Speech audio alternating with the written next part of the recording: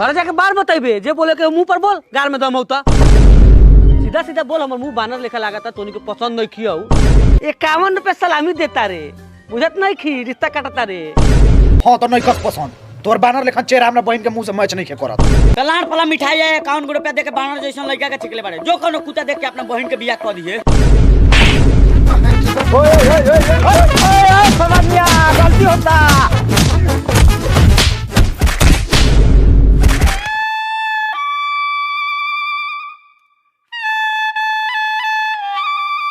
चल साला सही जता बनाइए ले सो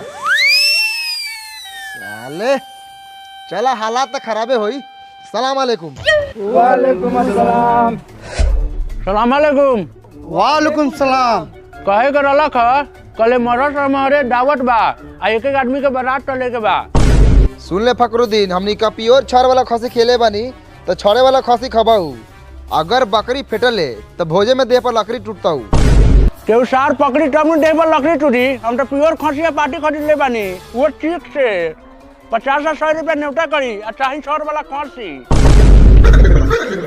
अच्छा अब गोश्त के टुकड़ा मुंह में रख के घींचल जाई तो अबे पता चली बकरी के खसी अगर बकरी होई तो एकरा घर से खाना पीना नेवता है सब बंद एकदम सही बात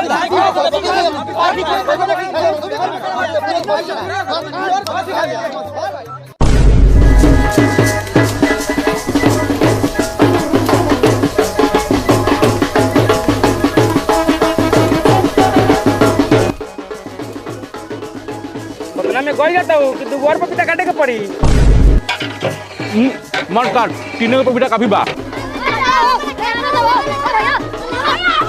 साला पते के बताई में ही हाल बा आ गमला वाला गोश्त लेके आन तब का लेके भाग जाई बेकार रे इस्माइल नाम लिखे तक बार नहीं खेवा था बैठा दले बस चुमावन लिखेला ए पंसाई बा हमर हिसाब करे वाला कि ना पैसा कैसे कटबे तारे साला तोरा के बैठा के गनी देखे लगी तो तू नेता लिखे लगले चल जो जो जाके पानी चलाओ मोहम्मद इसराफिल 50,000 500 लिखल है सर ठीक से पढ़ा ए भैया दो जीरो काट के मनेवता लिख नाम बतावा इस्माइल गांव के नाम बतावा बेकारपुर बेकारपुर इस साला कौन गांव के नाम है रे जमा कितना कराए के बा 300 देन 200 100 रुपया फाजिल चल भाई नाम बताओ चुस्ता मियां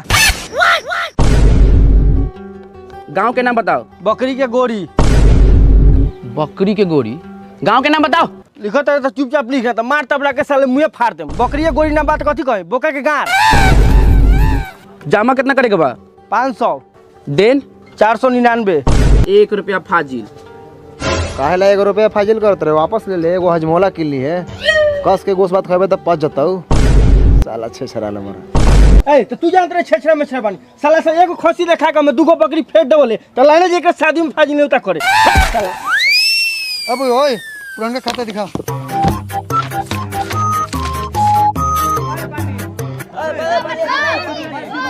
ओ मंटो गुडौला पीसा का ना दे चिंग के खेत रे का एगो तो दूगो पीस ऊपर से एगो हाडी ए तो तोरा के चून के दियो का रे चुपचाप खो ज्यादा भीख मत पार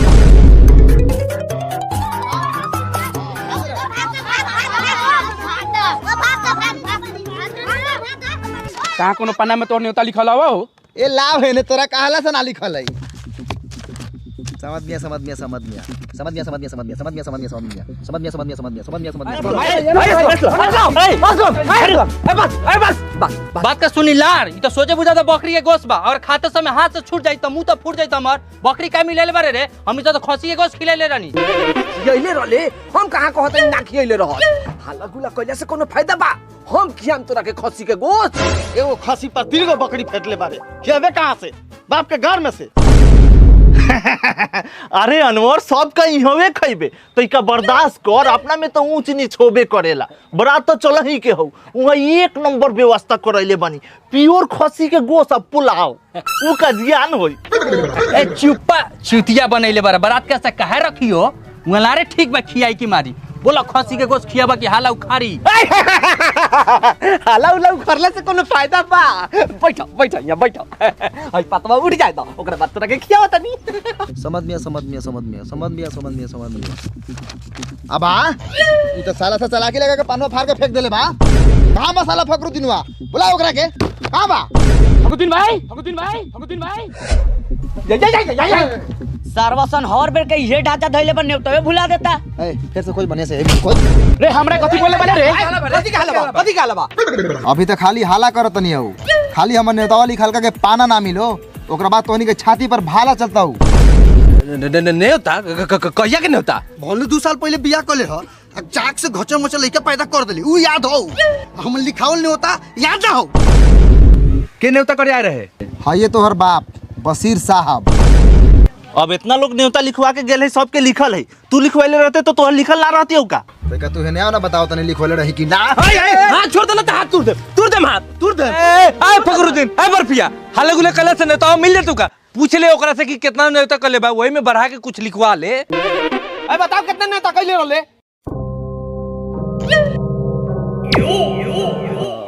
2100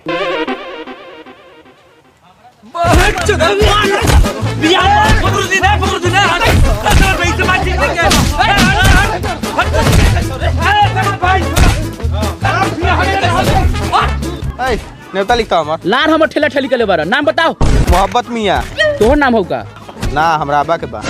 तो अब तो तोरा अब्बा जवानी में तोरा अम्मी के पटा के बियाह कैले होतो। तोर अमियो हमरा अब्बा से थोड़ी बचल होता। जामा बताओ। 300 देन 200। यही से भाईजान हमनी के पुराने से पुराना खाता सहित के रखी ले। ला ठीक बा केहू के ईमान के कि कब दोगलाई कह दी, तब तो हमनी के सारा न्योता डूब जाई। साला पहले ही सकार ले रहते 500 रुपया नेवता करवाइले रही इतना मार देले भाई। हाँ तो कितना बढ़िया 3 भाई के हुकनी है, मजा तो आइए गेल होई। हाँ तो चलो लोगन, पहले खाना खा लो, बाद में न्योता तो लिखात रही। हाँ चलो चल जा जाके तो नहीं खा, हम पहले चेक करी साला काथी के गोश्त भुजता, खसी की बकरी, इस साला सा के ईमान के कोनो ठीक नहीं खे, कुछो खिया दी। जो चेक कर। अब पेट सट गेल, अब दबा के सिरवा भात खींचम। सिरवा के बाद लारवा सिरवा के बाद पहले बार सिरवा के बाद खाद का तब पेट फाटे लागल। जो गोश्त लेके आओ। ओए चुपचाप पहले सिरवा के बाद खत्म कर, ओकर बादे गोश्त मिलता हूं।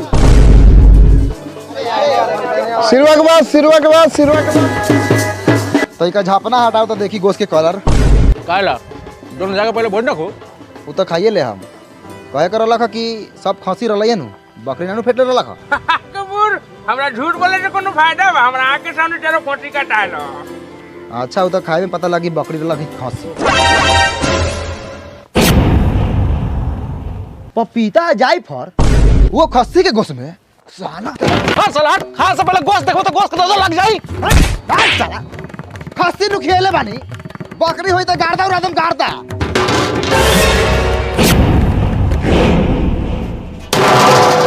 बकरी काहे फेटले बारे रे साला? ए तोरे कहला से बकरी हो जाई। अरे साला ये पपीता जायफल काहे रखले बारे रे? साले को पहले कहले नहीं बकरी ना होके के चाहिए, तय जबरदस्ती बकरी खिया होता। सारे गोश्त के काट रहा उलिट आ गीत सरवे जाके मारल जाओ।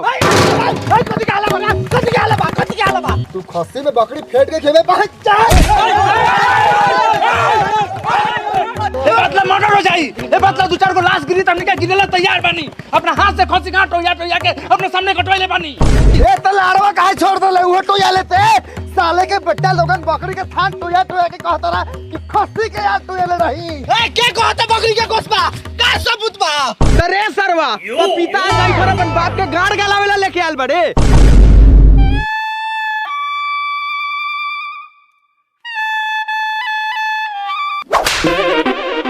सरवा मुंगो बारे का रे? अरे साला तोरे से पोटला नुहाई से कहले रहनी हुआ, ई कोनो गंदा बात है का? ई गलत बात ना है ना अच्छा ठीक बा, हमहू तोरा बाप के तके सपोर्ट कर दिलाऊ। मोहब्बत चा तके घुमा।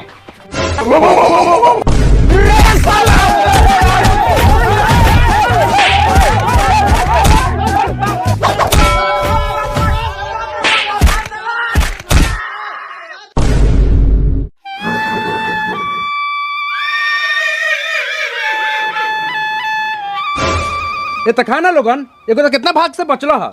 ए त गोश्त के बूटी चलाओ, खाली सिरो चला के छोड़वा देले, मार में कम एनर्जी डाउन भेल बा। ए खोला मुड़ी खा के भातवा खत्म कर ना, गोश्त है तो चलते बा। काहे लेंगराता रे? सबके यहाँ माथा फाटल बा, कोनो के थुथुन फाटल बा, आ तोरा देह में तके खरोचो नहीं खे, त फाटल काथी बा? गार साला एकरा से झगड़ा तो उड़िया कर लखा, लेकिन एकर गान फरलक कौन? हमने तो छनावटा के बेटे ढक के सार के गारे में हुड़ देनी आ तक पानी ले आओ। भाई हमरा के करेजी या गुर्दा दी हालत बहुत गंभीर बा, कोनो ठीक नहीं के बचम की ना बचम। तो करेजी गुर्दा खाला से बचबे का? ए बाबू ए थोड़ा पानी दो।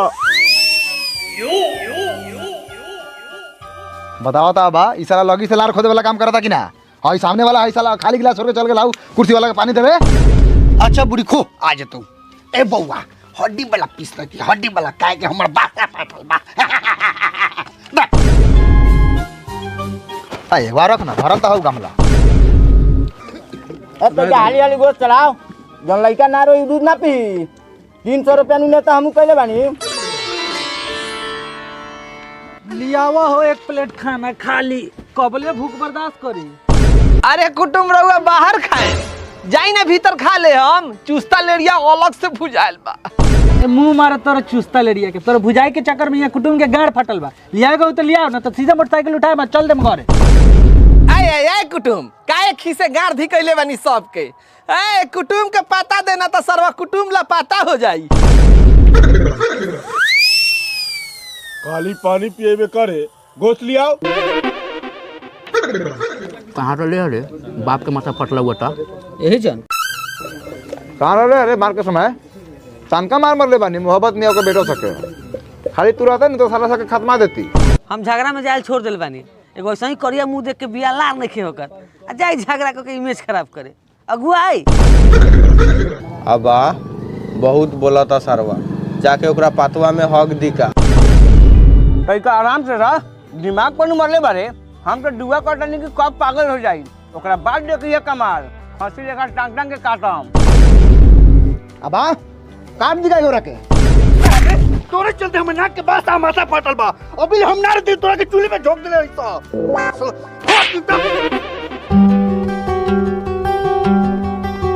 अते का सिरवा ले रे। बस बस हो गया और कितना? ऐसे कैसे हो गला रे बाप रे भाई फकरुआ, तू मुठी और भात रख।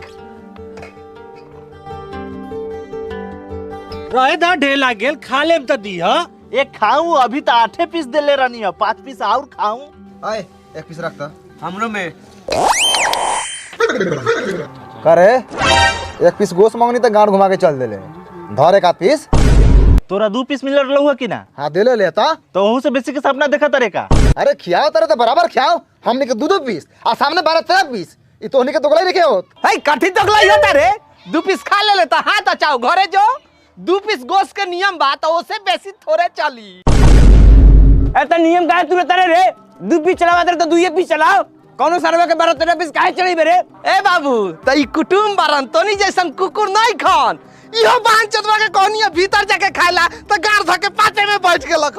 तो बताओ ना का करी? तो कथी करबे? चुपचाप भले आदमी लेखन बारे को पीस सब में चलाओ। कथी के बारे को पीस चलावेला कहता रे? कोनो सरवामनी के 2 पीस से ज्यादा खेले बा कि तोरा के खियाई? गमला में कहीं टूटल को गोसो तोरा मिलता हूं। चुपचाप खोआ तीनों बाप घरे जो। सुन लेला सरवा से के बात, अब जल्दी जल्दी खा के खत्म करा और चला गांड में बांस का कहीं सरवा से नेता वापस लेवल जाओ। ए बाबू ए गोश्त चलाओ ना करे, 7-8 पीस चला के छोड़ दे ले। 5-6 पीस और लियाओ।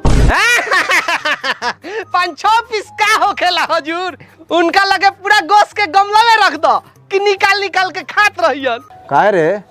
और कुर्सिया वाला मोटका मर्दा तोहर बाप हौ कि मौसी के पुरानका यार हौ? रे छना रे, तू चिन्हे तारे हम के हई? क्या हुआ? शंकर सराइया के चर्चित मुखिया एजाज अहमद, नाम तो सुनला ही होबे। बिल्कुल ना। भरल समाज में मारम 50 जूता आ गिनम 1 जूता। काहे? पढ़ल लिखल नहीं खा का? आए तोनी का कान खोल के सुन ले।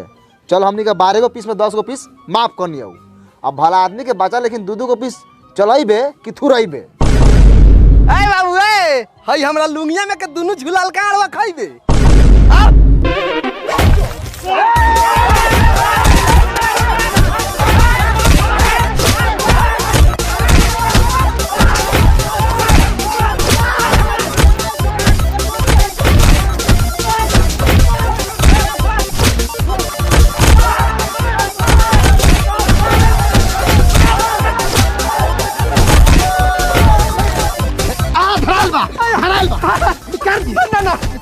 डर मत जोर से उठार